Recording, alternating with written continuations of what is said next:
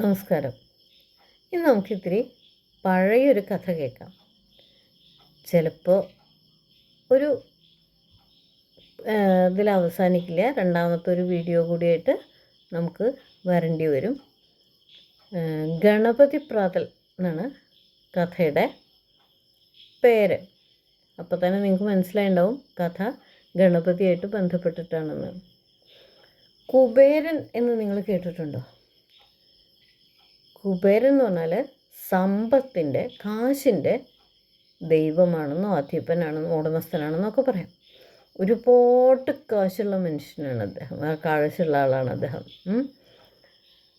അപ്പോൾ അങ്ങനെ ഒരുപാട് കാശുണ്ടാവുകൊണ്ട് അദ്ദേഹത്തിന് എന്തുണ്ട്, ചെറിയൊരു അഹങ്കാരം ഉണ്ടായിരുന്നു. അപ്പോൾ അദ്ദേഹം ഒരു ദിവസം ശിവനെ കാണാൻ പോകാൻ തീരുമാനിച്ചു, പരമശിവനെ. അപ്പോൾ വലിയ വലിയ ആൾക്കാരെയൊക്കെ കാണാൻ പോകുമ്പോൾ കാഴ്ച കൊണ്ടുപോകണം, അവർക്ക് എന്തെങ്കിലും കൊടുക്കാൻ കൊണ്ടുപോകണം. അങ്ങനെ എന്ത് കൊണ്ടുപോകണം എന്ന് ആലോചിച്ചു.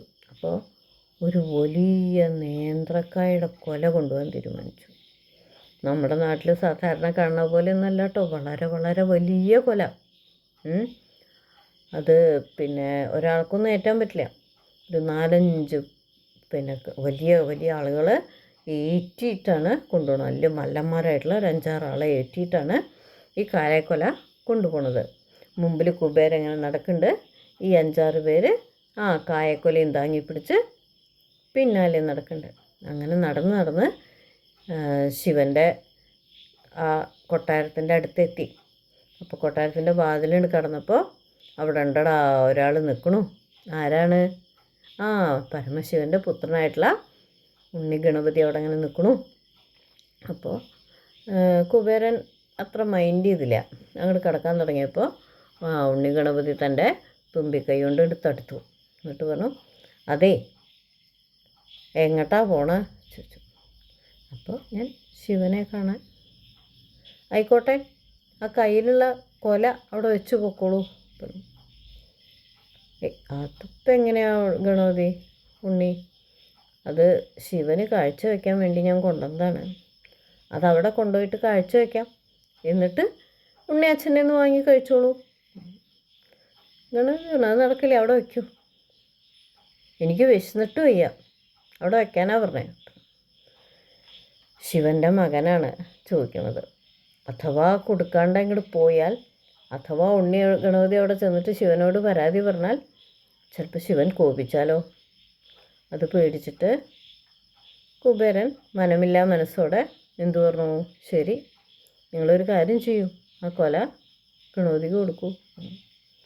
അങ്ങനെ ആ ഭടന്മാർ, ആ വലിയ ഘടാഘടിയന്മാരായിട്ടുള്ള ഭടന്മാർ ആ വലിയ വാഴക്കൊല ഗണപതിയുടെ മുമ്പിൽ ഇറക്കി വെച്ച് മാറി നിന്നു. ഗണപതിക്ക് വല്ല കൂസലുണ്ടോ? മൂപ്പര് കിട്ടിയ പാതി അതെടുത്ത് കഴിക്കാൻ തുടങ്ങി. അത് കണ്ടപ്പോൾ കുബേരൻ വിചാരിച്ചു, ഈശ്വര, ശിവൻ്റെ പുത്രനാണത്, ഈശ്വരൻ്റെ പുത്രനാണ്. അയാൾ ഇങ്ങനെ ആക്രാന്തം കാണിക്കേ, ആർത്തി കാണിക്കേ. എന്തായാലും ഗണപതിയുടെക്ക് ഒരു നേരം മോഹം തീരോളം ഭക്ഷണം കൊടുക്കണം എന്ന് ആര് തീരുമാനിച്ചു? കുബേരൻ തീരുമാനിച്ചു. അങ്ങനെ ശിവൻ്റെ അടുത്ത് ചെന്നു, വർത്തമാനമൊക്കെ പറഞ്ഞു. അവസാനം പറഞ്ഞു, എനിക്ക് ഒരു മോഹമുണ്ട്. അതെന്താ? അല്ല, അതിപ്പോൾ അങ്ങനെയൊന്നും ഉണ്ടായിട്ടല്ല. എനിക്ക് ഉണ്ണിഗണപതിക്ക് ഒരു ദിവസം രാവിലെ പ്രാതൽ വയറ് നിറയോളം കൊടുക്കണമെന്നുണ്ട്. രാവിലത്തെ ഭക്ഷണത്തിനാണ് എന്ത് പറയുക, പ്രാതലെന്ന് പറയാം. എനിക്ക് വയറ് നിറയോളം പ്രാതൽ കൊടുക്കണം എന്നൊരു മോഹമുണ്ട്.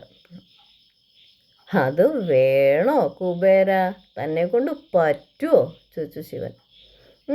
എനിക്ക് പറ്റും, ഞാൻ കൊടുക്കാം, എനിക്കതെൻ്റെ ഒരു മോഹമാണ്. അപ്പം ആയിക്കോട്ടെ, എന്നാ വേണ്ടച്ചാ പറഞ്ഞോളാം, അന്ന് ഗണപതി അങ്ങോട്ട് പറഞ്ഞേക്കാം ശിവൻ.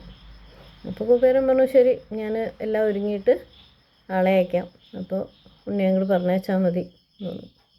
ശരി എന്ന് പറഞ്ഞു. അങ്ങനെ വേറെ വല്ലതൊക്കെ വർത്താനമൊക്കെ പറഞ്ഞിരുന്ന് എന്ത് ചെയ്തു, കുബേരൻ തൻ്റെ കൊട്ടാരത്തിലേക്ക് മടങ്ങിപ്പോന്നു.